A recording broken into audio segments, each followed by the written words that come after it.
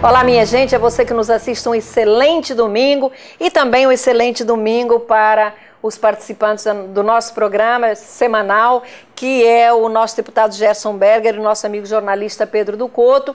E eu já vou iniciar o programa falando de um assunto que me incomoda muito, que é o espírito de vandalismo que aflora no cidadão e ele sai destruindo tudo, muitas vezes até o seu próprio patrimônio e aquilo que ele usa. E foi o que aconteceu esta semana em Japeri, Nilópolis, quando, por um problema técnico, os vagões do trem não abriam e os seus ocupantes passaram a destruir os trens, tudo que encontravam pela frente. E a eles se juntaram também aqueles que estavam na estação. Olha, é realmente deprimente. Mas tem uma outra coisa, Pedro e Gerson, que me chama a atenção, que é o MST.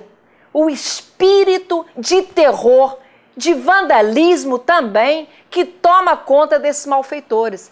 Foi o que aconteceu agora em São Paulo, quando a empresa Cutrale foi invadida por esses vândalos e chegaram destruindo tudo. 30 tratores, mais de 7 mil pés de laranja. Imaginem vocês, só saíram quando a justiça os obrigou a sair. Agora, o que me chama mais atenção é ver que estes tipos são financiados com o nosso dinheiro, com o dinheiro público, que vem do governo federal. E uma outra coisa, você sabia que o MST não existe como pessoa jurídica e usa ONGs que recebem esses recursos do governo federal e até do exterior para financiar essas belas ações que eles vêm realizando?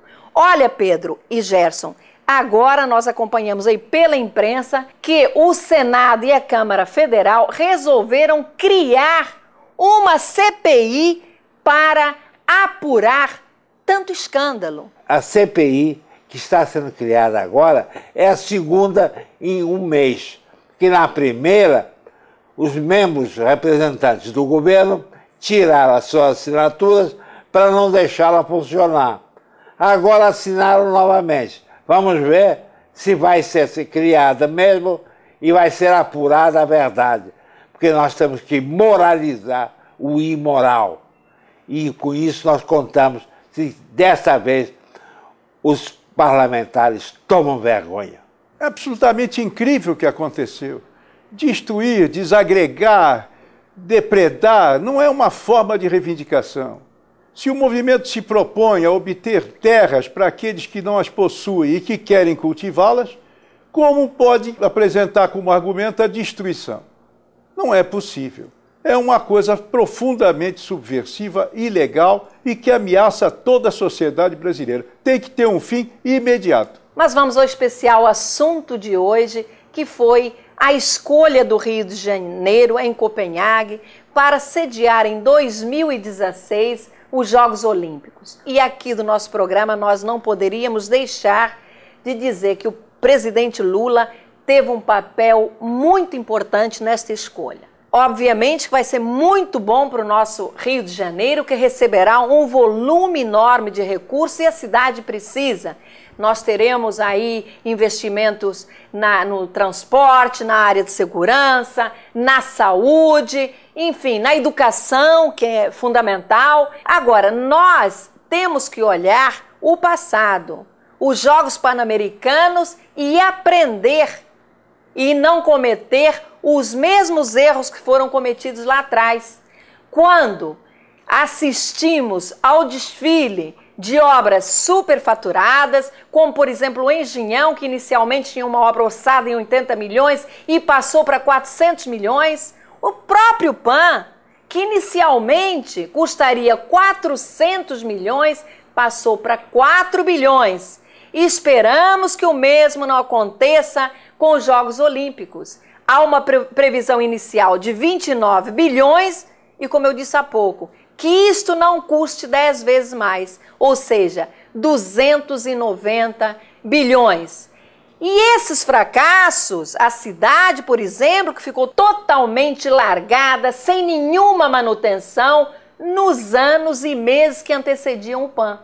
a roubalheira que foi o PAN, isso tudo tem que ser corrigido e desde já tem que se criar uma comissão séria de acompanhamento e um acompanhamento rigoroso. Que não venha, depois que o cofre foi arrombado, as desculpas. Ainda agora nós vimos aí o Tribunal de Contas da União condenando o secretário do ministro de Esportes a devolver 18 milhões usados irregularmente durante o PAN.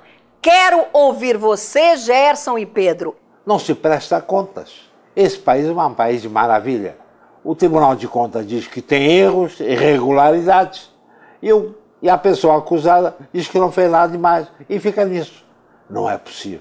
Como uma vez Covas disse, quando houve o problema do Batomuxo, aquela tragédia, ele disse, prendam os homens e eles que provem que não são culpados depois.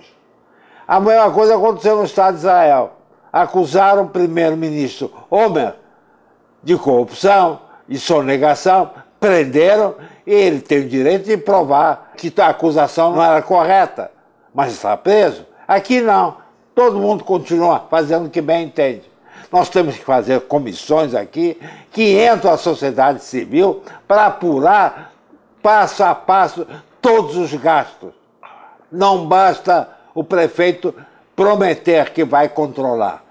A propósito, eu queria também dizer que o presidente Lula, onde põe a mão, dá certo.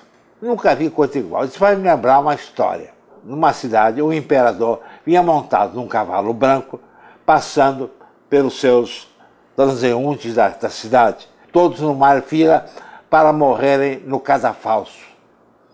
E entre eles havia um judeu.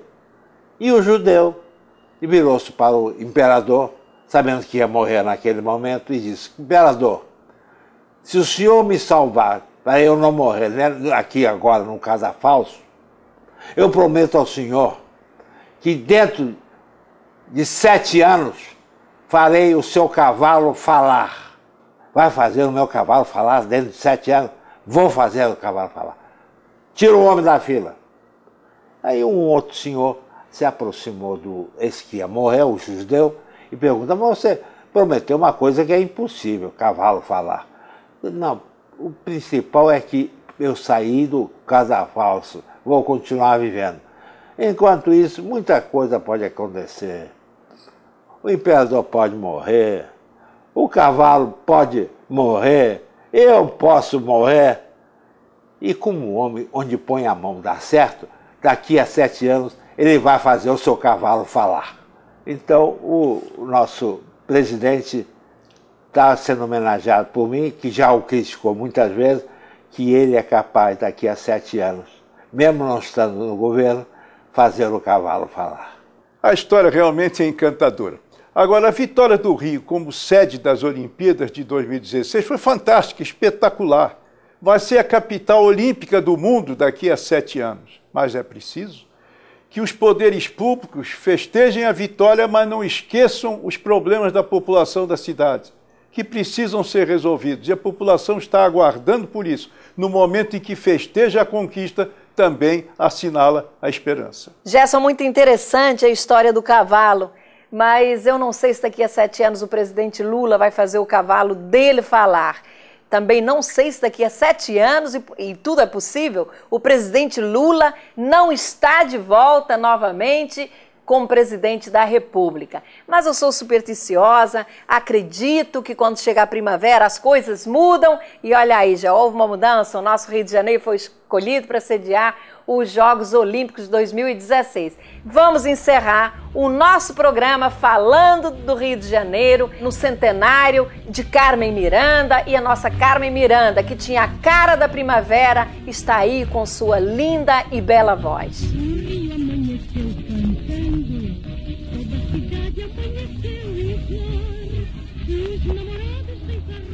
E no próximo domingo estaremos juntos novamente às 12 horas aqui na CNT. Até lá!